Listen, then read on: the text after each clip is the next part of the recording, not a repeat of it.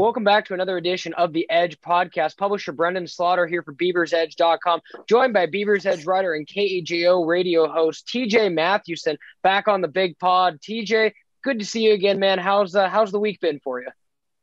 It's been good, Brenden. It was good to finally get out to a game on Saturday. Finally. Fantastic atmosphere. I'm sure everyone who was there would agree. Top tier atmosphere. I was asking you and others, hey, how does this compare? And you're like, well, this doesn't happen too often. The energy level, you can always sell tickets, but that energy level was really felt unmatched. And I know USC felt it on Saturday, and it ended up being a real treat of a game to cover. Without question. And again, TJ alluded to it. Oregon State fell to number 7 USC 17-14, and in real heartbreaking fashion at Reser Stadium over the weekend, as the Beavers, played as good as a game defensively as you could have asked for against, a top 10 team. They really kept Caleb Williams and Jordan Addison in check, even though Addison, got the late touchdown, but the majority of the game well below their offensive averages, played an incredible effort, and unfortunately just wasn't enough, as the offense just didn't have enough in the tank, TJ, to overcome those 4 interceptions from Chance Nolan. Yeah, and it was really sort of it was what a lot of what we've seen from this USC defense all season. And, probably the optimistic outlook before the game was, well, you can only go so long turning your opponent over on average 3.5 times a game without turning the ball over yourself, right? Well, USC is due for a turnover or two, and, their defense is probably going to miss out on turnovers, because turnovers, some skill, a lot of luck. Right. That's a lot of things got to go right for you to turn the ball over. But USC came out 4 turnovers for their defense. Oregon State turned the ball over 4 times on offense, didn't force turnover on defense. And in the end, that really was difference in the game. 10 points directly off those first 2 turnovers. That's exactly the margin. And you have the one Travis Dye fumble deep in USC territory where we were on our side of the field, Brenden. We were all the way on the south side of the field. Yeah. I couldn't see the ball come out. I just saw the pile. Right. People were closer to it. Of course, I host the post-game call-in show here on KEJO, and, people were saying the fumble. I'm like, well, I thought it moved out of feet. And they're like, no, TJ, the ball popped up 6 feet in the air. It was up there for people to grab, and no one grabbed it. I was like, well, there you go. You get that ball, you score touchdown, and I think it's 14-3 at that point, and it's probably game over, because USC would probably really struggle to come back from that, from how they had moved the ball offensively all game. But, the Trojans made the big plays, and especially think of that 3rd interception. I think it was Tyjon Lindsey running that deep route. I forgot when we were getting video of him yesterday. I was trying to think while we're standing there. I'm like, was that Tyjon running the deep route? Yeah. The corner? I think it was.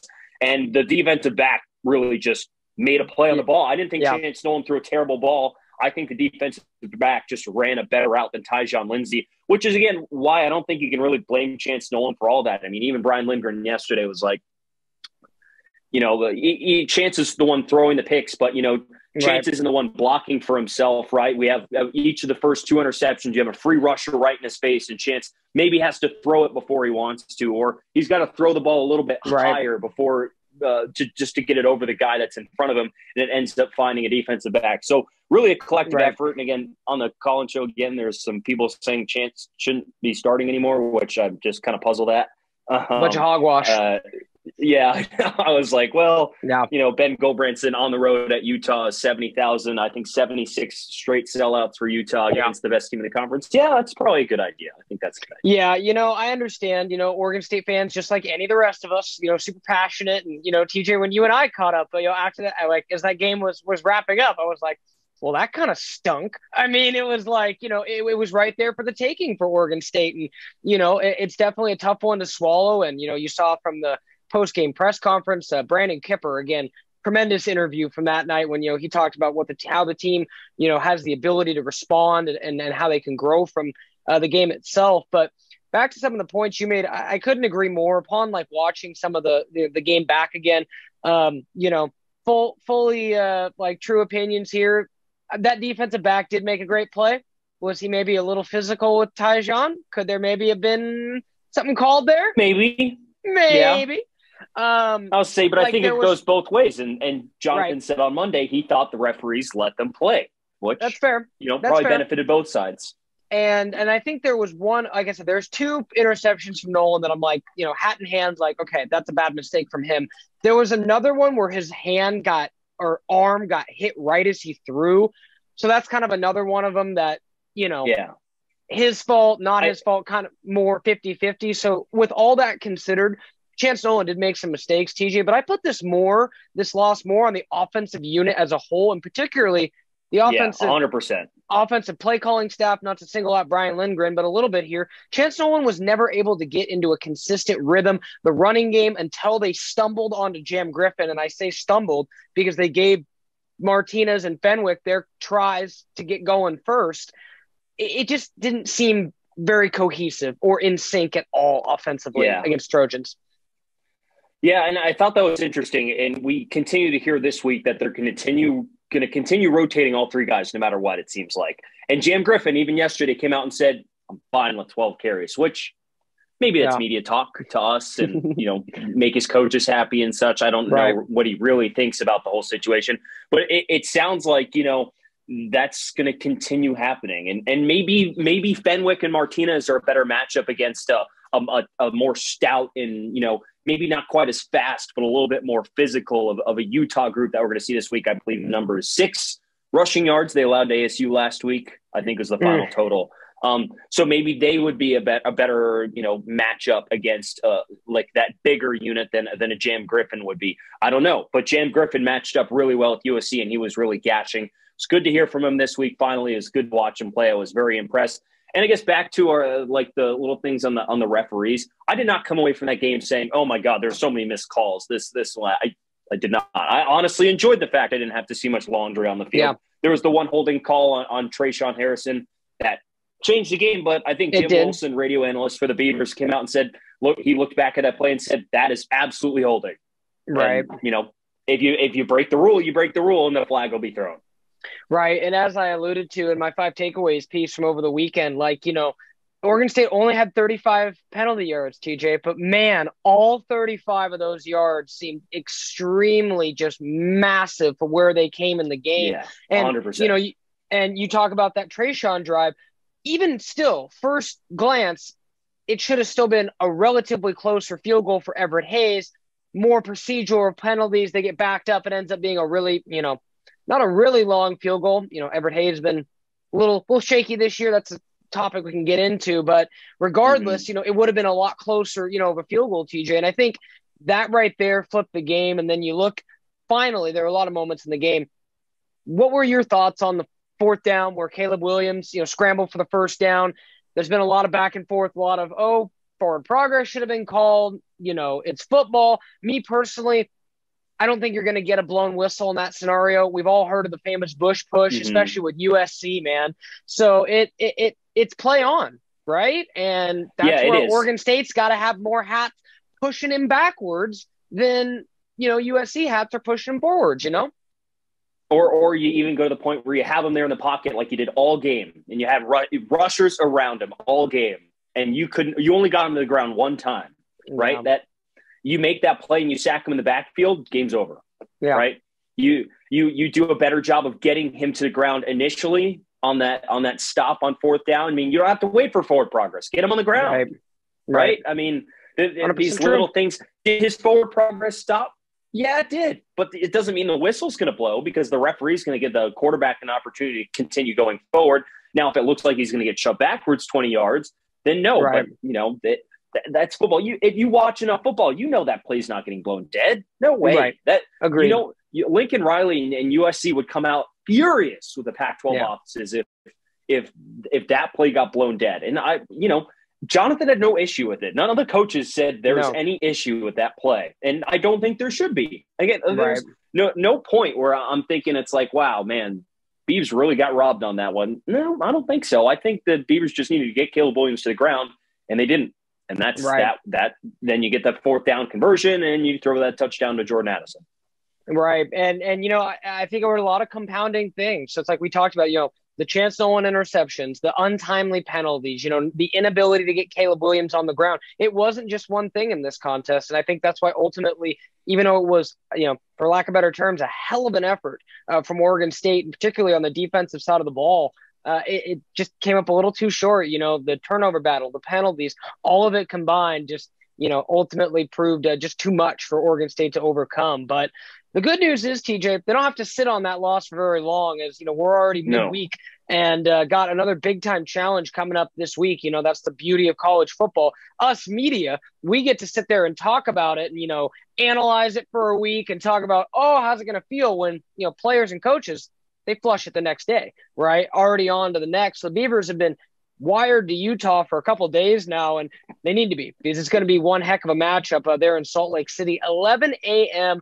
On the Pac-12 network. TJ, what are some of your first initial thoughts on this game, as it's currently a 10.5-point favorite for the Utes up there in pretty Salt big Lake. line.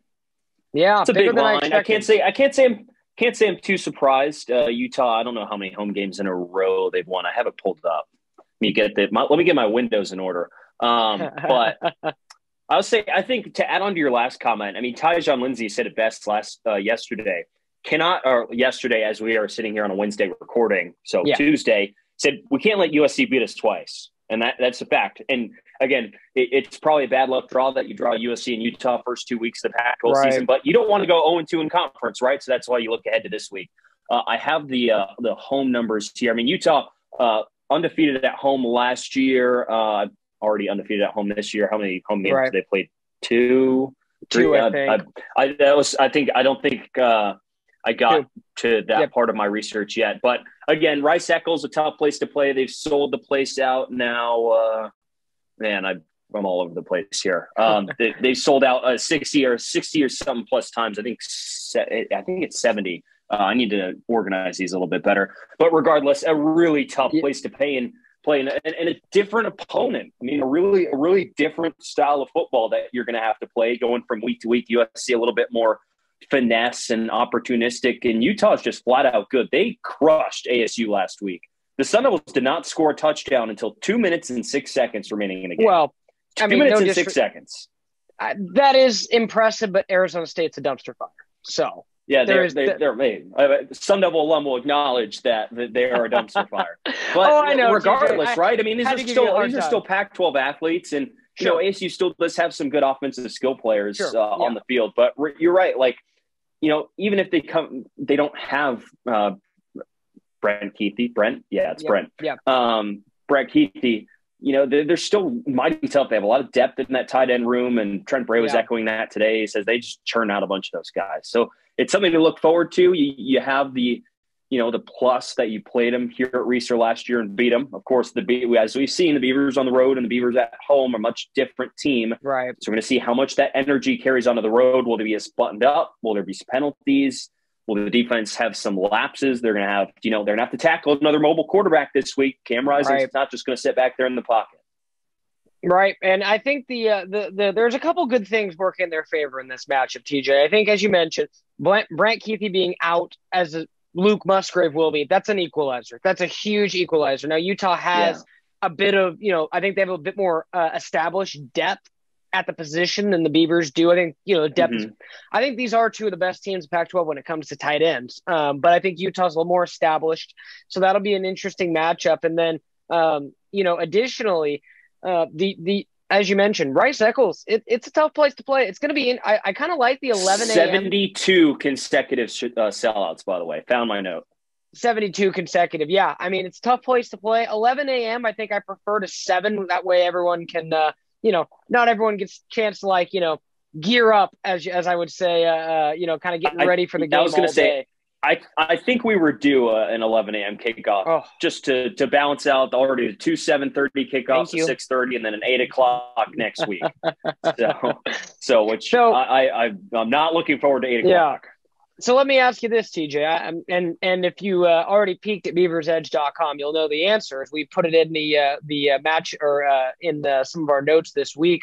But do you know the last time Oregon State beat Utah in Salt Lake City? 2013. 58, 51-48. Do you know some of the ludicrous and ridiculous statistics that came out of that game? How many receiving yards did Brandon Cooks have in that game? 210 yards and 3 tutties. It's pretty good. Blitnikoff. And while researching for this game, I went back and looked. Sean Mannion threw for 443 yards and 5 touchdowns in that game. Oregon State could use a quarterback performance like that, even though I don't think it's quite in Chance Yeah, Nolan's I was gonna arsenal say. the same way as Sean Mannion. But it's funny to, look back and see, that's 9 years ago. That was a tremendous battle. I remember that game like it was yesterday. And, Oregon State was able to escape with the win in overtime. And then you had a couple lean years where you traveled to Salt Lake under the other coach, the other coach, shall remain nameless. The further and further we get into the Smith era, he just will remain nameless. But then obviously you go back there, TJ, in 2020, the COVID year, and Oregon State very nearly upset Utah in Salt Lake City. Granted, trying to remember, I think the state of Utah had allowed some fans into that stadium at the time, but again, don't quote me on that. It's a long time ago. A little shaky. I'm like, it's hard to remember. I still think we could just throw out mostly everything from that year. It seems very. Oh, go ahead. Oh no, I thought just as far as like being in that environment, Chance Nolan started that game. That was the first game after, if I'm remembering correctly, that was the first game after Tristan Gebbia went down with the hamstring injury against Oregon in the Civil War game. And then I believe that was Chance Nolan's first start the very next week. And, played. I believe you're correct. And he played, pretty well for a quarterback you'd expect in his first start. I think he had a fumble late that ended up costing the Beavers a chance to potentially tie that game, if I'm remembering correctly. Again, a lot's happened in the last 2 years, TJ. That like you said, that 2020 year is a little just kind of out there. But nevertheless, point in that being is that the Beavers they have some experience, particularly Chance Nolan has some experience playing in that environment, in that stadium. I don't think the Beavers are going to be intimidated by the moment at all, TJ. And I think, again, playing a day game where, from what I've seen in the past, Rice Eccles typically seems to bounce a little bit more at night than it does during the day. So, 11 a.m., that's early. And, the players, I think we'll talk about it for sure, have to definitely change their body clock like way the other way after what they've had to do to start the season. But, yeah, I think the way it's shaping out, Oregon State's definitely going to have a good chance to be in this game and have a solid chance to bounce back and get a win. Well, the Vegas spread I thought was interesting. 10 points. I mean, I'd say it's probably right. So that means that the Utah was here would probably be about the same spread, I think, as USC was. So right. I think that they're, I guess, overall viewed on the same sort of points or talent level, I guess, as USC, or at least Vegas thinks so. But, this is I think just such a tougher opponent. So USC is the only team in the Pac-12 and only one of 5 Power 5 programs that are ranked in the top 20 in both scoring and scoring offense and defense. That's tough. So 19th in offense, 42 points a game, 13th on defense, 14 points allowed per game. Lead the Pac-12 in first down defense, first downs allowed, and a whole bunch of other categories: time of possession, total defense, defensive efficiency, passing efficiency on offense, passing efficiency on defense, etc. I mean, there's just so many, just standout, numbers there from Utah. And again, like the one, I guess, sort of real team they played, like real caliber opponent, Florida, they lost to, right? But, late interception there at the end of the game, thought Utah was going to drive down and go score and win that game. They did not. So, they're not I don't know if Utah is quite, on the level of last year. Then again, the Beavs beat Utah last year. So that makes this game ever more achievable. But yeah, I don't know. A lot of things you remember, Brenden, had to really go the Beavers' way last year in the win. You had to have Utah fail on fourth down in the red zone twice, I think was the count. Twice in the red zone on fourth down. So no touchdowns scored, no points at all taken off the board. You needed BJ Baylor to just go absolutely bonkers on the ground. I mean, just cut through a run defense, which, again, is going to be a little bit tougher, especially since you don't really have an established runner here yet. And by that time last year, you absolutely had an established runner. BJ Baylor was the number one guy. You ran him right at him, and he carved right through him. But you don't have that yet, right? You think you might have it in Jam Griffin, but if they're going to keep rotating all 3 guys, then I don't think that will quite get established. So just a couple other things to think about. And, managing Cam Rising. Don't fall behind like ASU did last week Right. to Utah. Utah led 14-0 in the first quarter, and I think ASU had -5 yards on offense. You can say like last year, Oregon State was also behind 14-0 in that game, but it's not really a sustainable way to like win games. If you fall behind by 2 touchdowns in the first quarter, that leaves like a lot less room for error. And when you're on the road facing, arguably a top 10 team, that's not what you want. Yeah, no, agreed on multiple fronts. And I think the other thing that's different this year, TJ, compared to last year, is last year, you're right, BJ Baylor was established, and he kind of established himself, I'd like to say, maybe not the Purdue game, but maybe shortly thereafter. I mean, the Purdue game was a pretty rough offensive showing for Oregon State in general. So, maybe shortly after that. But the interesting thing is, I believe that was game 7 last year for Oregon State, and it might have been game 6 or 7 for Utah as well, compared to this year when it's only the 5th game of the year. So I think that's definitely interesting to get the teams a little earlier in conference, because Utah, when they beat them last year in Corvallis, Utah then ran the table, and didn't just run the table, like beat teams badly. Like beat Oregon badly twice. Like, they just started rolling up on teams and got a lot of confidence. And that losing game in Corvallis turned out to be a springboard for the second half of their season. From there on, again, not losing a game until they lost to Ohio State in the Rose Bowl. Yeah, and they don't lose that game to Oregon State, they're probably in the playoff, right? Like that's probably how it ends up if you think about it that way. So that honestly could be the caliber of team you're talking about, Oregon State beating last year. But that's, of course, last year. Utah's kind of already used that margin of error in the playoff. Of course, no 2-loss team has ever made the 14 playoff, right? So they have no more room for error. They've already lost their one game this year, and they would most likely have to run the table in conference to be up to that caliber again. I'm not quite sure they are, especially losing Fifi. But they're still just such a formidable opponent. And I think it's going to be, I think, a bigger challenge than USC was this past week. Maybe not on the offensive skill positions, but almost every other part of the field. I think Utah does it so well. Well, and not to mention, from last year as well, I think, just from what I've been able to see, Utah's defense is good. They're always good. But I don't think they're quite as good as when they had Devin Lloyd last year, who, was a first-round pick, and is just, playing great football for the Jacksonville Jaguars. Now, he was, a massive part of what that defense did. And not to say they haven't been able to replace him. They pretty much have. But he was just a special talent last year. And Oregon State, again, was able to find that success. So in this game, kind of to put a wrap on previewing the Utes, TJ, I'm just kind of curious, what do you think Oregon State needs to do offensively to find success in this game? Because starting defensively, I think you just, I don't think there's a whole lot to change. I think we saw a really good game plan last week against USC. I think we're seeing week by week, this defense will run through a brick wall for Trent Bray and maybe even tease him a little bit too. If you don't know what I mean, or dunk him in water. Yeah, check out TJ's interviews from Wednesday if you need to know that inside joke. Awesome. I mean, for lack of better terms, TJ, could you ever have imagined the defender, any Oregon State defender ever trying to joke around and tease with Tim Tibesar? I don't see it. I don't know. I don't see maybe. It. Yeah, maybe. I don't see it, man. I'm not sure. You were around him a little bit longer than me.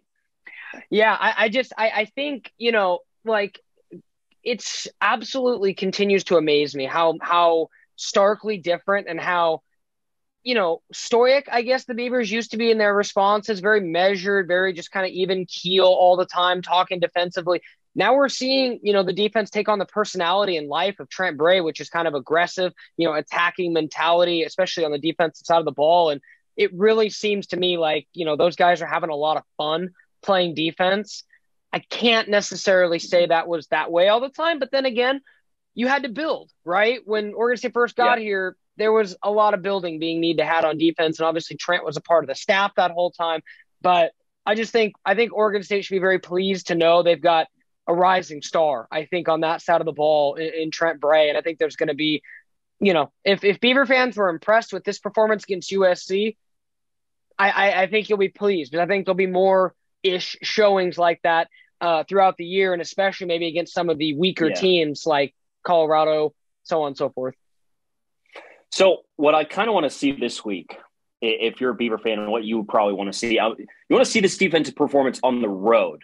We've seen them play very well at home, right? They've won now 8 consecutive home games, if I'm counting correctly. I think 8 is the number. We're not counting Portland. 8 consecutive home games, unless losing track. Anyways, prior to USC, of course. Prior to USC. Prior to USC. Not it was 7. It was 7 straight. Yeah, 7. Okay. So that's what I get for spitting out numbers that I didn't research. But you want to see that kind of defense. You want to think of that defensive performance. You want to see that on the road, right? Especially last year when they went on the road, it was like a very different team, right?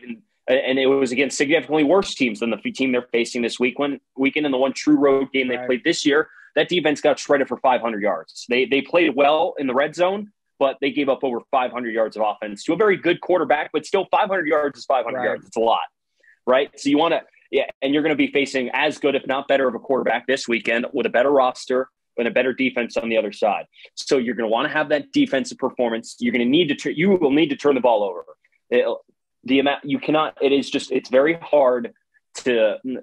The best teams will always create opportunities to get turnovers, and the Beavers did not create. They created one real good opportunity to turn the ball over against USC. Did not capitalize, right? And that could have been the difference in the game. And when you're playing these really good teams, I always say turnovers and special teams can really, really, really swing the game, even if you're not playing quite as well as you want to, which it's really hard to play a perfect game, especially on the road. So that's something to think about. And again, people were frustrated with him last week, but you need Chance Nolan so bad. You can't if Chance Nolan throws 4 interceptions, it's really hard to win. If you have Chance Nolan chucking deep bombs and playing as good of a fourth quarter as we've ever seen from him, he'll drag you back from down double digits and you beat Fresno State on the road. I think that's a pretty consistent formula every week now for the Beavers to really be successful and to hit that ceiling. Right. No, I think that those are two pretty great keys on both sides of the ball. As you mentioned, taking that defensive performance on the road, that's huge. And let's see exactly how it is, because the one time we've seen them play on the road this year, respectfully, they bent but didn't break. But Jake Haener was able to get a lot of what he wanted. The Fresno State was able to move the ball. They were able to put up points. Now, granted, Beavers held them to field goals. Big reason why that's a W on the win-loss record. But, gave up more points than, you would have expected with how well they played against USC 2 weeks later. So like you said, definitely something to take into a hostile environment. We'll see how they match up.